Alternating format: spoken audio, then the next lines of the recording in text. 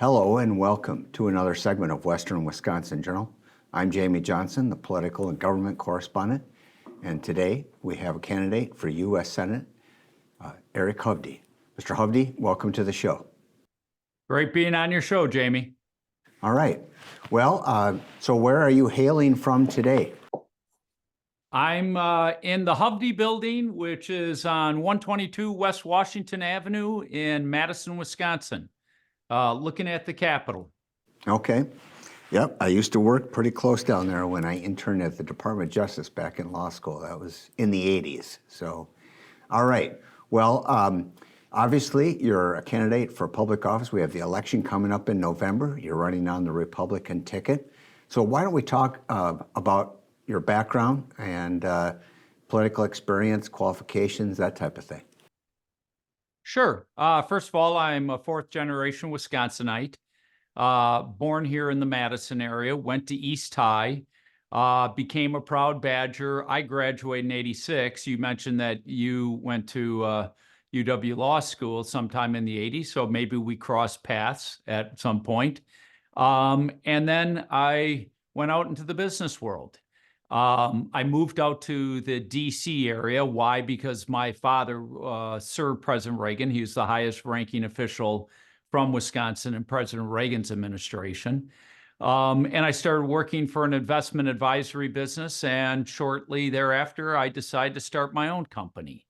And I guess you could call me a classic entrepreneur. I started and built multiple different companies, and that led me into, the community banking space, because a lot of my focus was around community and regional banking.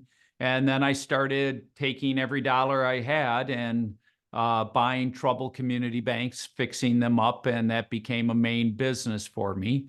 But then I've got into other things. I'm standing in my real estate company's offices right now. I have a real estate development company that builds properties all over the state of Wisconsin. So as I said, I'm kind of your classic entrepreneur who's had a knack for business and understands how our economy works. Outside of that, far more importantly, I'm married, have 2 daughters, and I have 3 grandchildren. I also started my foundation in the late 90s, first focused on medical research and multiple sclerosis. Now, people may ask why. It's because I got diagnosed with MS at 27 years old and went through some very difficult times. But fortunately, through really clean living, exercise, and medications, my MS has been stable now for 20 years. Very, very blessed to say that.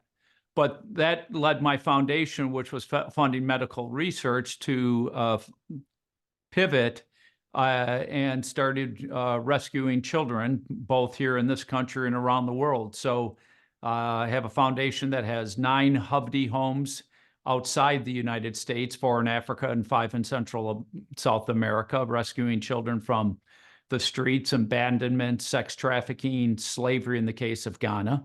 And then I do a lot in this country with food banks, housing for single moms, drug addiction, and a big thing I've been involved is fighting sex trafficking. I've had a partnership with Thorn, and I funded something called Spotlight, which is a tool that law enforcement uses to track children that are being trafficked over the internet. So I'm a Christian. I believe too much has been given, much is expected. And that's why I do the foundation activities that I do.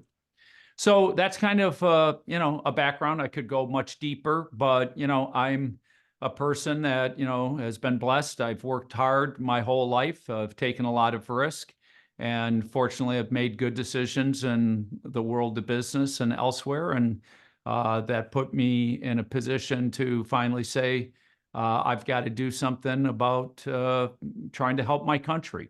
I'm very patriotic, and I love my country. Okay. You mentioned you went to high school in Madison. sorry, tell me again, where did you go? Did you go to school beyond high school and graduate school, or? Yeah, again, I went to Madison East High, graduated there, and then I went on to the University of Wisconsin, and I graduated in 1986. Okay, and that's where you said, yeah, because you were there for, I guess, a couple of the years that I was in law school, were your last 2 years of undergrad. And then you went from Madison then out to Washington, D.C. Yeah, and that's where I lived for a period of time and started working in the private sector, and then started my first company, Hovde Financial, and then started Hovde Capital, and started building a variety of different companies, and then started investing in community banks and turning them around all over the country.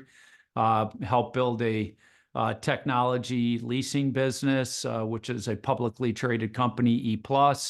So I've been in a lot of different business enterprises. And as I mentioned, I have my real estate development company here in Madison, but we do projects all over the state of Wisconsin. We have a big project finishing up in Racine, 210 nice apartment units. We've got another big project starting down in Janesville. Many of the properties here in downtown Madison, I either have turned around, bought and renovated, or just full new developments, ground up developments. Okay, so this the community banking, was that just in Wisconsin, or have you been in other states? No, that's all over. My first community bank I bought was in New Jersey. I've owned banks on the East Coast and on the West Coast. I have one banking enterprise right now that has operations throughout the Rocky Mountain states, California, and Florida. It's called SunWest Bank. It's headquartered in Salt Lake City. Okay.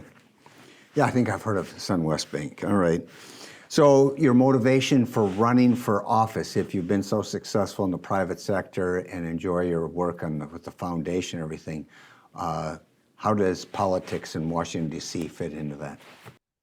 Well, it's the single biggest question I get asked. Why would you give up a wonderful life to get into this dirty business called politics? And it may sound corny to some people, but it just is what it is. I love my country, and my country is failing. I was raised as a proud American, very patriotic, and, understand, because I've, operated all over the world, and understand what a special place this country is. What our founding fathers gave us with our Constitution, gave us more freedom, civil liberties, and prosperity than any country in human history.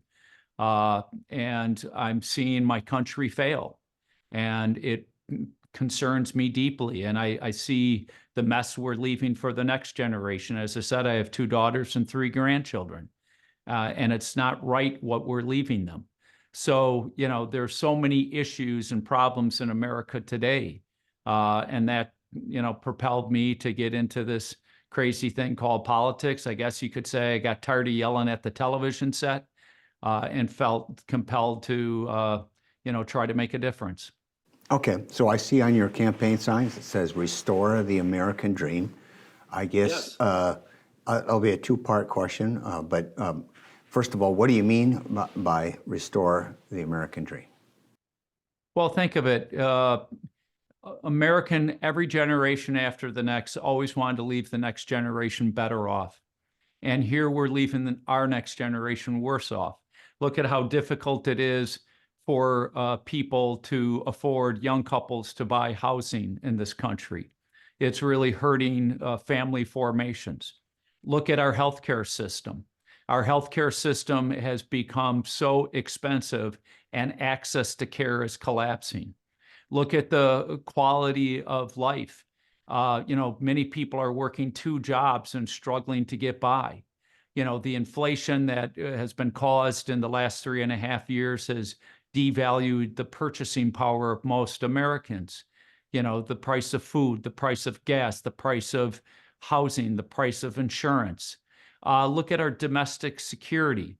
We pushed this idea, or the left did this thing called defund the police, that has resulted in, terrible outcomes in most of our major cities like Milwaukee, or opening our southern border, where we brought in anywhere from 10 to 16 million illegal immigrants.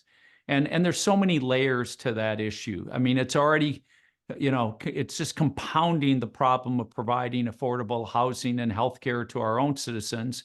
But now we've got anywhere from 10 to 16 million illegals that are using those, healthcare services, not paying into it, and trying to get their own housing.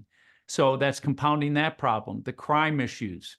You can't go by a week without an illegal immigrant causing some form of crime. That doesn't mean every illegal immigrant is a criminal, by no means.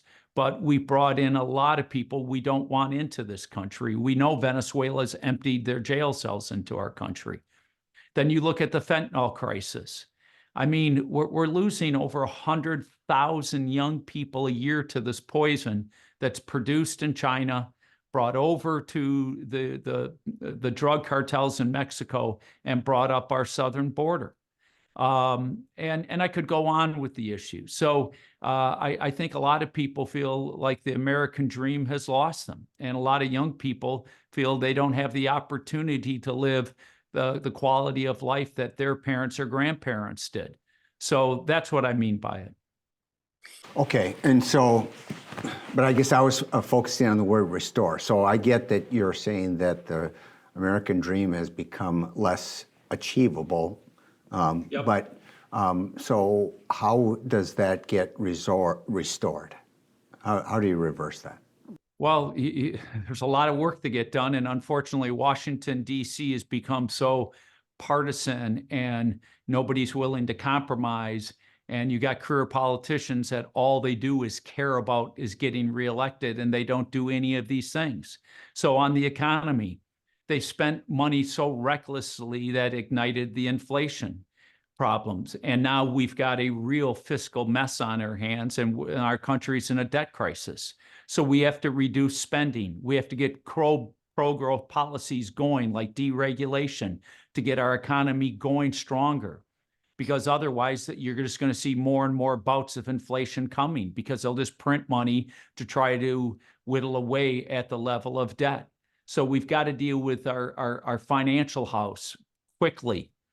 As it pertains to healthcare, Obamacare, they passed it and said it's going to make healthcare better. No, the cost of healthcare has only gone up faster, and the access to care has gone down.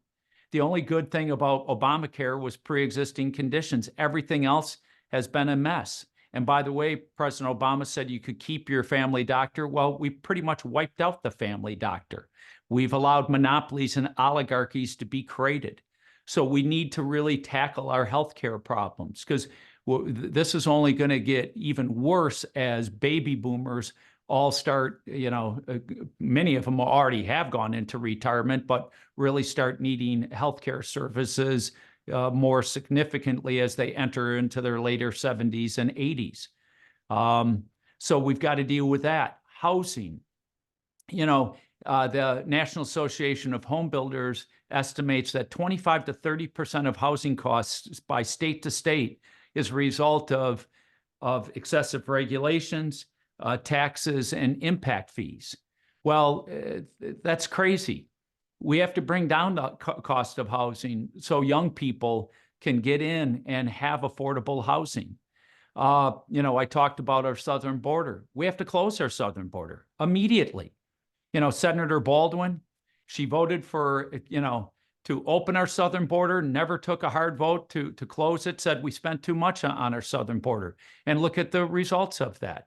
We're feeling the consequence. Every state in the country, Wisconsin included, is now a border state. And by the way, the fentanyl crisis, which I talked about, we lost 108,000 Americans last year to this poison, 112,000 the year before. It's the number one leading cause of death of 18 to 45-year-olds.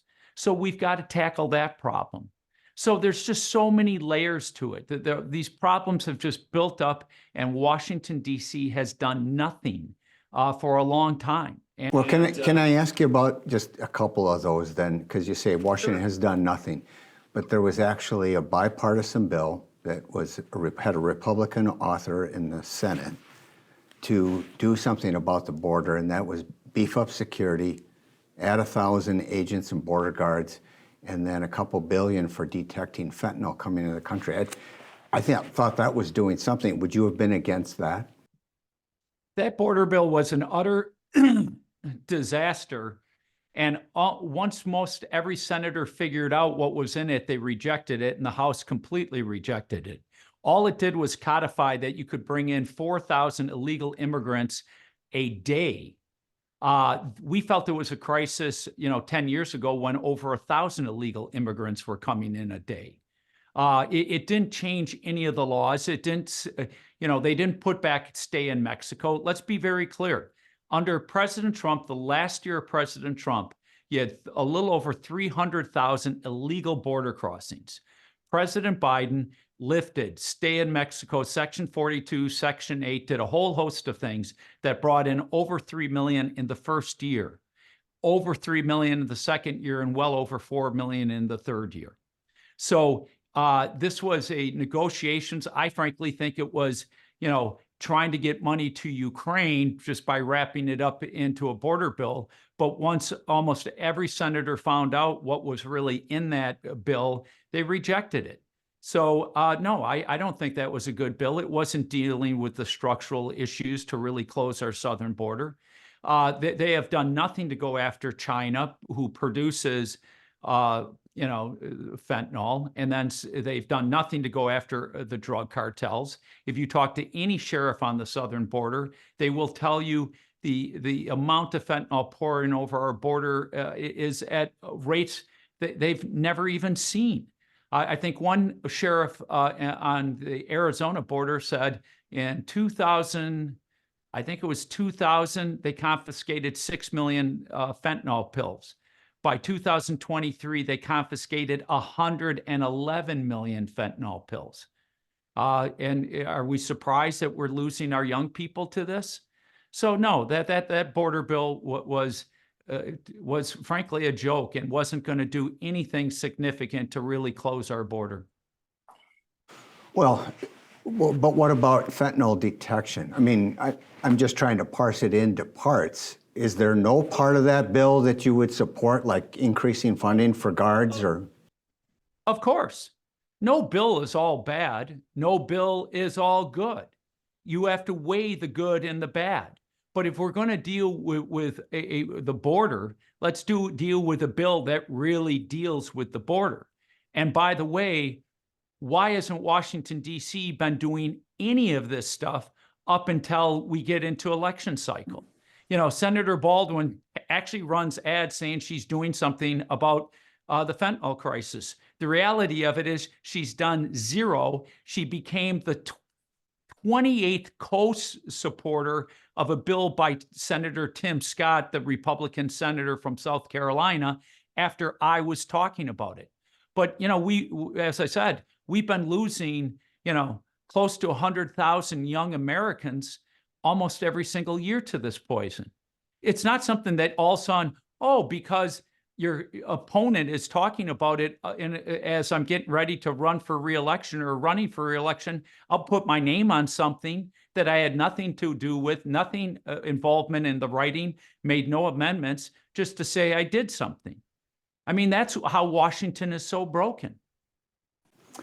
All right. So besides the border, what other areas, like you said, our fiscal mess, I agree that we're running some very large deficits. How would you reduce the deficit? Well, first of all, let's talk about the magnitude of this crisis. We've racked up more debt in the last 3.5 years than our country's first 230-year history. Our total debt is now $35 trillion. The interest cost on our debt is $1 trillion a year. That means it's bigger than our Defense Department budget. And within 1 year, they say it may be bigger than the cost of Social Security. So we're putting Social Security at risk. So they have made an utter mess. Now, why did inflation happen? Because our Federal Reserve, which is the central bank for our federal government, had to buy a lot of that debt through a program called quantitative easing. Well, when you do that, you increase this money supply. Well, what is inflation? Inflation is too much money chasing the same amounts of goods and services. That's why we had this massive bout of inflation. So how do we deal with it? First of all, we have to pull back federal government spending to pre-COVID levels. During the COVID lockdown, the federal government spending shot up by over 40% because we were sending transfer payments to people that were laid off their jobs and helping support businesses that were being shut down. But don't you think once the economy got opened back up again by the end of 2020 and the beginning of 21, that they would have pulled back spending back to where we were before? Our population didn't grow by 40%. But President Biden and Kamala Harris and Tammy Baldwin voted for every one of those big, crazy spending bills, continued to spend money. So our spending now is 50% higher than pre-COVID levels. Now think of how insane that is. Our population didn't grow by 50%.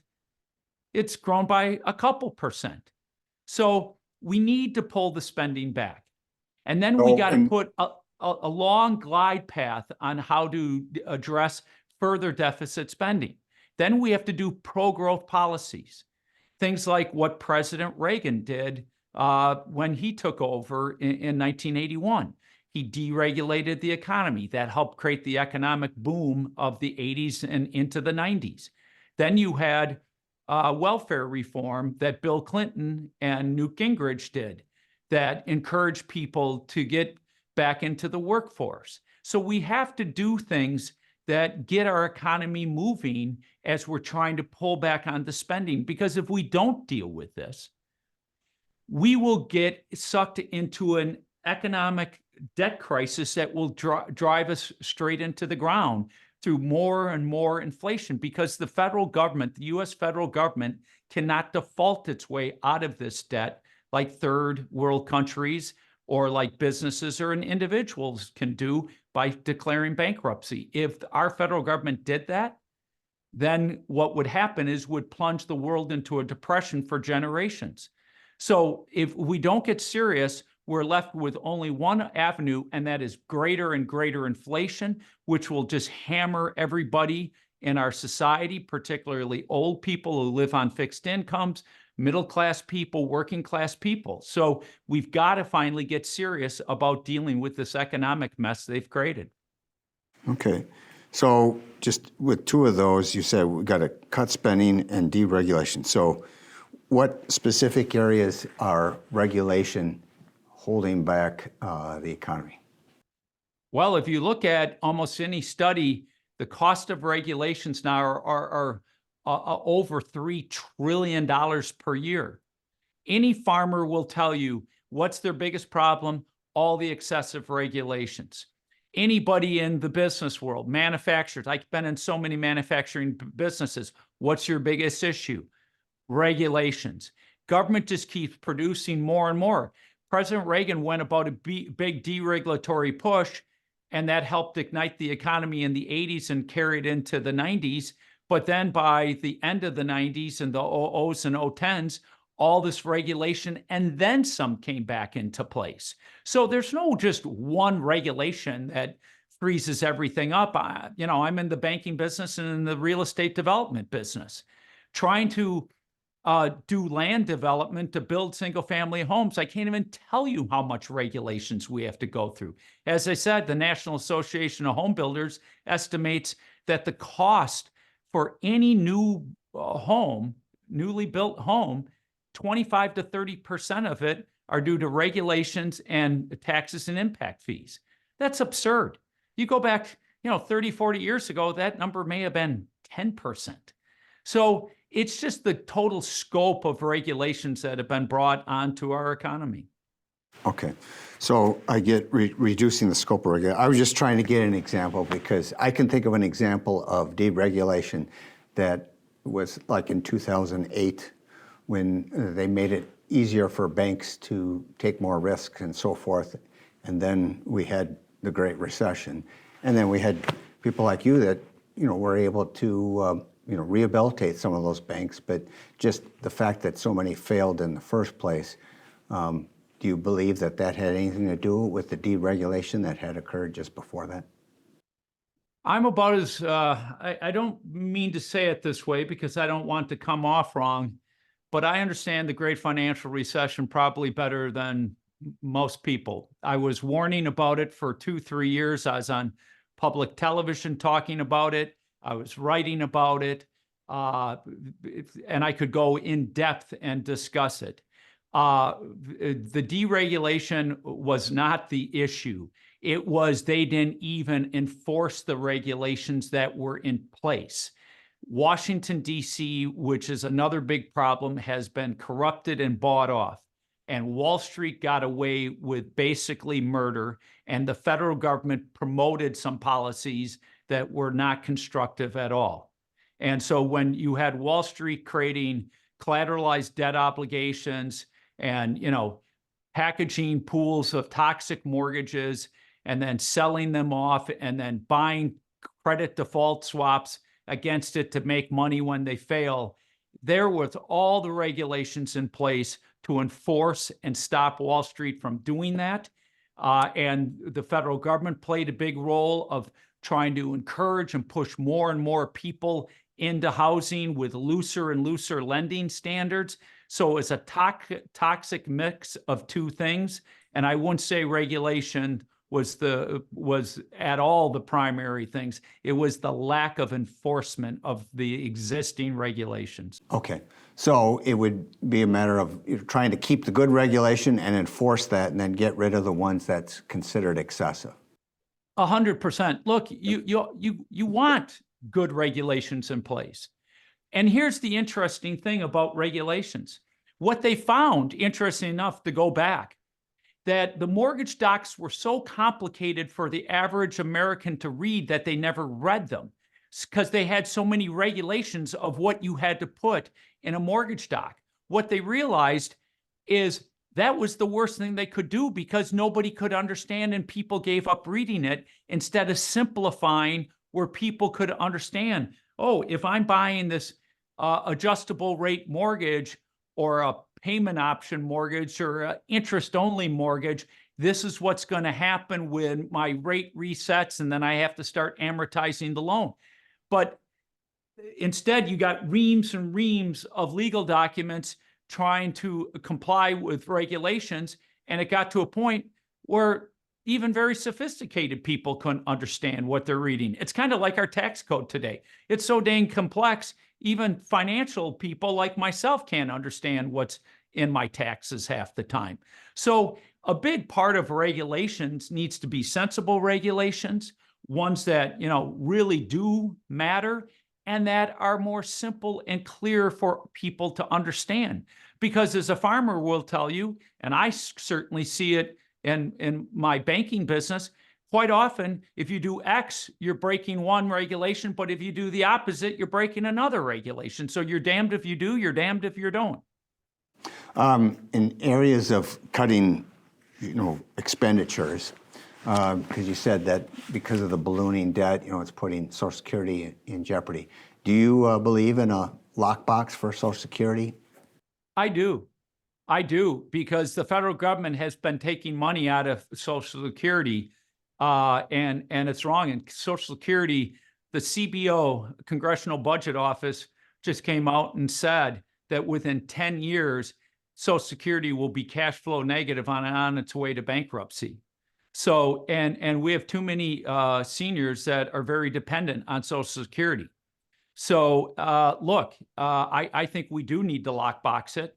I think we need to force politicians to finally get serious about how we're spending money. As I said, the easiest thing is just immediately bring all spending back to the 2019 budget before the COVID lockdowns. But then we have to start rationalizing spending, prioritizing spending, kind of like what we as individuals do or businesses have to do. You just don't, when you have your own printing press, it's very easy to just go, we'll spend money here, we'll spend money there, and you put no governor on it. The problem is when you do that, you're going to ignite inflation, which is exactly what they did. But what does a household have to do? What does a business? They don't own a printing press, so they have to say, what's important expenditure and what's the least important. And then, prioritize their money. And, I've had to do that through my whole life, running my companies.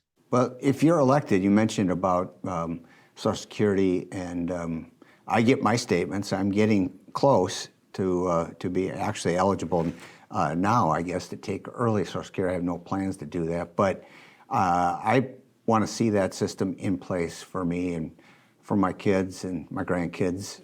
Not so much for myself, but for definitely the people that need that have worked 40 years at blue-collar jobs their whole life. So would you be willing to work across the aisle and do some kind of compromise, similar to what Ronald Reagan, you've quoted him or cited him a couple times, and Tip O'Neill did back in the early 80s, mid 80s, in extending the life of Social Security by doing compromises like maybe raising the cap on the taxes or raising the retirement age? Look, you have to compromise. And this is a big part of the problem in Washington, D.C. today. And it's a big part of the problem with the person I'm running against, Senator Baldwin. It's just, it's become so partisan. In the world of business, you're never going to get anything done if you don't compromise. You're never going to get everything your way. But somehow in Washington, the word compromise has become a dirty word. President Reagan said, don't make perfect the enemy of the good. And what he meant by that is you're going to sign bills that you may not get everything you want, but if you can move the ball down the field in the direction you want to go to improve the lives of people of America, then you got to do that. So if you try to get the perfect bill, then you're never going to get anything done. So we have to compromise. We have to take this serious. Think of what you just said. The last time we dealt with Social Security was under President Reagan. I mean, we're talking of 40 years ago. It's insane.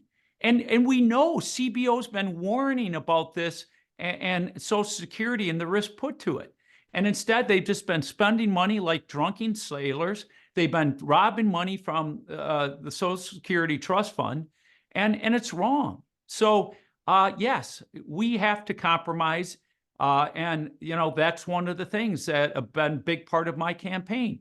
We've got to heal this division in our country. We're too caught up in our political camps.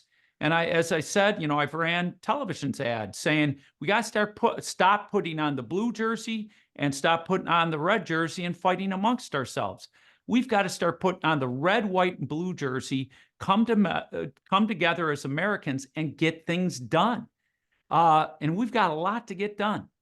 All right. Well, I see that I'm over time. I appreciate you being on the show, and want to. So how do folks find out more about you and or your campaign? EricHovde.com. So Eric is ERIC. Hovde is HOVDE.com. Hovde's a good old Norwegian name, means head of the mountain. So go to EricHovde.com and you'll be able to read about what I stand for. All right, very good. And hope I can meet you in person sometime when you come up to St. Croix County. Fantastic. Look forward to it. I hope everyone has a wonderful day. Thank you. And I want to thank our viewers for watching another segment of Western Wisconsin Journal. Keep watching.